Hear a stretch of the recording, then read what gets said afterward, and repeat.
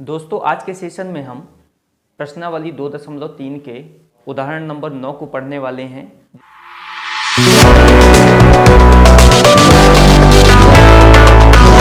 Next हम पढ़ने वाले शेषफल प्रमेय के बारे में। तो शेषफल प्रमेय दी हुई है यहाँ पे कि मान लीजिए px एक से अधिक या एक के बराबर घात वाला बहुपद है और मान लीजिए कि a कोई वास्तविक संख्या है। यदि px को रैखिक बहुपद x माइनस a से भाग दिया जाए तो शेषफल pa प्राप्त होता है। इस प्रमेय को हम कुछ उदाहरण के माध्यम से समझेंगे। उदाहरण नंबर 9 दिया हुआ है x⁴ धन x⁴ माइनस 2x² धन x धन 1 को x माइनस 1 से भाग देने पर प्राप्त शेषफल ज्ञात कीजिए। तो यहाँ पर जो बहुपद दिया हुआ है px बराबर x⁴ दिया हुआ है, x⁴ ये दिया है, minus x² plus x plus 1 यह एक बहुपद है और इसको gx इसका x माइनस 1 दिया हुआ है। तो हमने इससे पहले भाग नियम से gx से px को भाग दिया था, फिर शेषफल निकाला था। ये शेषफल प्रमेय के माध्यम से इसको निकालेंगे। तो जो gx होता है gx को 0 के बराबर दिखाएंगे, 0 के बराबर दिखाना है। तो x माइनस 1 बराबर 0, यहाँ से x की वैल्यू हम फाइंड कर सकते हैं। x इक्वल 1 मतलब x इक्वल 1 पर अगर इस पॉलिनोमियल्स में यदि 1 को पुट करते हैं तो हमें इसका शेषफल प्राप्त होगा। तो x बराबर 1 रखेंगे इस पॉलिनोमियल x बराबर 1, तो x की घात 4 है मतलब 1 की घात 4 हो जाएगा, x की घात 3 है मतलब 1 की घात 3 हो जाएगा, ऋण 2 गुणे x की घात 2 मतलब 1 की घात 2 धन 1 हल करेंगे तो 1 की घात 4 मतलब 4 बार गुण के 1 का 4 बार करने पर 1 ही आता है, 1 का 3 बार करने पर 1 ही आता है। 2 दिख रहा है, 1 का गुणा 1 2 बार करेंगे तो 1 ही आएगा, मतलब 1 का स्क्वायर बराबर 1 और धन 1 प्लस 1। यहाँ पर लिख सकते हैं 1 प्लस 1 2 1 कम 2 और प्लस 1 प्लस 1। यहाँ देख सकते हैं 1 2 3 और 4 आया, प्लस करने पर माइनस 2, 4 से 2 को घटाएंगे 2 आएगा, 2 इसका शेषफल है। शेषफल प्रमेय का यूज इसी प्रकार से किया जाता है किसी भी सवाल को हल करने के लिए। तो शेषफल प्रमेय की मेथड बहुत सरल है, जिसके द्वारा हम बहुत सरल तरीके से इसमें शेषफल ज्ञात कर सकते हैं किसी भी बहुपद का। उदाहरण नंबर 10 दिया हुआ, जांच कीजिए कि बहुपद pt बराबर 4t³ plus 4t² minus t minus 1 2t plus 1 का एक गुणज है। अगर गुणज की बात करेगा तो इसमें बहुपद का मान 0 दिखाना होता है। यदि 0 आता है तो वह उसका गुणज है, नहीं तो वह उसका गुणज नहीं है। इसको भी शेषफल प्रमेय के द्वारा हम हल कर सकते हैं और भाग विधि के द्वारा भी हल कर सकते हैं।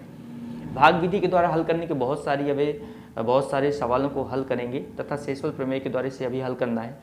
तो यहाँ पर px दिया हुआ है, px नहीं pt, t का टर्म है, pt इक्वल है 4t³ plus 4t² minus t minus 1 और जहाँ पर gt दिया हुआ है मतलब जिसे gx बोलते थे 2t प्लस 1, इसे बताने की यह इसका गुणज है।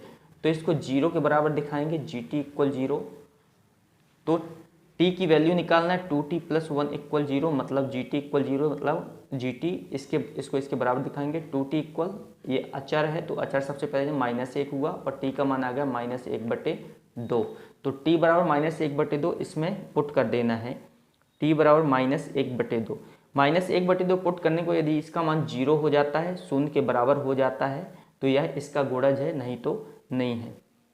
तो यहाँ हम रख सकते हैं माइनस 1/2, तो 4 t की पावर 3 पर रखेंगे माइनस 1/2 की पावर 3 हो जाएगा और प्लस 4 t की पावर 2 है मतलब 1/2 की पावर 2 हो जाएगा और इधर हो जाएगा माइनस 1/2 और माइनस का 1। हल करने पर 4 हुआ, माइनस 1 की पावर 3 बार किसी भी की पावर अगर 3 टाइम्स करें या फिर ऑड नंबर पर हो, इस नियम को याद रखना है कि यदि ऑड नंबर पर है और अंदर माइनस है तो उसमें माइनस बना रहता है, मतलब माइनस की वैल्यू आती है। यहाँ पर माइनस की वैल्यू तो आएगी क्योंकि इसमें ऑड में है और 1 की वैल्यू 1 ही होती है। 1 का क्यूब 1 होगा, 2 का क्यूब 8 होता है, प्लस 4 माइनस 1 का स्क्वायर अगर ये एवन पर है तो यहाँ पर हमेशा पॉजिटिव हो जाता है।